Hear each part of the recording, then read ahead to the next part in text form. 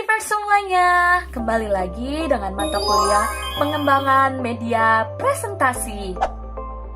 Pernah gak sih kalian merasa sudah presentasi semaksimal mungkin, slide juga sudah keren, materi juga sudah lengkap, tetapi audiens tuh terlihat bosan? Ada yang sedang scroll handphone, ada yang ngobrol sendiri, bahkan ada yang mengantuk saat kalian melakukan presentasi berlangsung. Nah, ternyata masalahnya belum tentu ada di materi atau desain slide kalian, teman-teman. Bisa jadi kalian belum tentu memahami siapa audiens kalian sebenarnya. Di video kali ini kita akan belajar kenapa memahami audiens itu penting dalam membuat media presentasi yang efektif.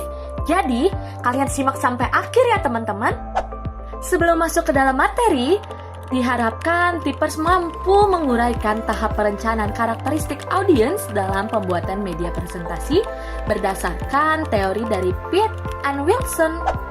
Pada video kali ini kita akan membahas beberapa hal, yaitu pengertian audiens, ukuran kelompok audiens, usia audiens, latar belakang pendidikan audiens, sosial ekonomi audiens, kepercayaan audiens, serta sikap dan prasangka audiens. Sebelum membuat presentasi, kita perlu memahami siapa itu audiens.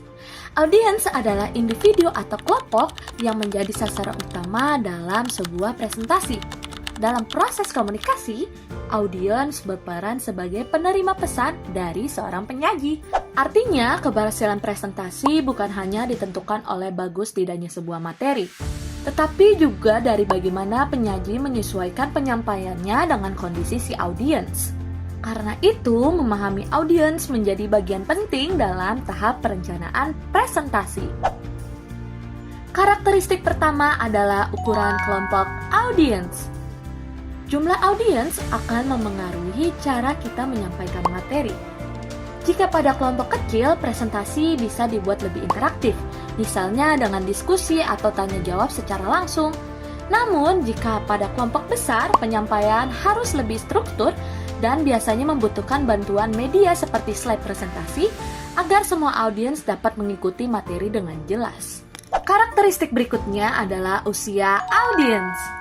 Perbedaan usia mempengaruhi cara seseorang memahami sebuah informasi. Anak-anak usia 6-12 tahun biasanya lebih mudah memahami materi melalui gambar, warna cerah, animasi, atau cerita sederhana. Remaja usia 13-18 tahun cenderung tertarik pada contoh yang dekat dengan kehidupan mereka sehari-hari, seperti media sosial, sekolah, ataupun pertemanan. Sedangkan orang dewasa dengan usia 19 tahun ke atas lebih fokus pada manfaat praktis dan informasi yang bisa langsung diterapkan dalam kehidupan mereka atau pekerjaan mereka sehari-hari. Selanjutnya adalah latar belakang audiens. Setiap audiens memiliki tingkat pemahaman yang berbeda-beda. Audiens dengan pendidikan yang lebih tinggi biasanya dapat memahami istilah atau konsep yang lebih kompleks. Sedangkan audiens umum membutuhkan penjelasan yang lebih sederhana dan mudah untuk dipahami. Karakteristik berikutnya adalah sosial ekonomi audiens. Kondisi sosial ekonomi mempengaruhi pengalaman dan akses audiens terhadap sesuatu hal. Penyaji perlu memerlukan materi agar tetap relevan dengan kondisi audiens. Selanjutnya yaitu kepercayaan audiens. Kepercayaan berkaitan dengan budaya, nilai, dan keyakinan yang dimiliki seorang audiens. Dalam presentasi, penyaji harus menghargai perbedaan tersebut agar materi bisa diterima dengan baik. Karakteristik terakhir adalah sikap dan prasangka audiens. Sikap audiens dapat mempengaruhi bagaimana mereka bisa menerima sebuah pesan. Jika audiens sudah memiliki pandangan tertentu terhadap suatu topik, maka penyaji perlu menggunakan pendekatan yang lebih tepat agar pesan mudah tetap diterima. Nah, sekarang coba kalian pikirkan sebentar. Mengapa memahami sikap audiens itu penting sebelum membuat presentasi? Karena dengan memahami sikap audiens, penyaji dapat menentukan strategi penyampaian yang lebih tepat sehingga materi lebih mudah diterima oleh audiens. Jadi tipers semuanya dapat disimpulkan bahwa audiens merupakan bagian penting dalam proses pembuatan media presentasi. Nah, tipers semuanya, Itu dia pembahasan kita tentang audiens dalam pembuatan media presentasi. Mulai sekarang, jangan hanya fokus pada slide yang menarik ya teman-teman, tetapi kenali juga siapa audiens kalian. Karena presentasi yang efektif dimulai dari memahami siapa yang menerima.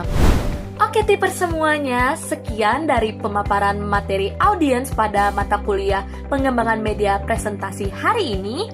Aku pamit undur diri, bye-bye, see you another video pembelajaran lainnya. Dah.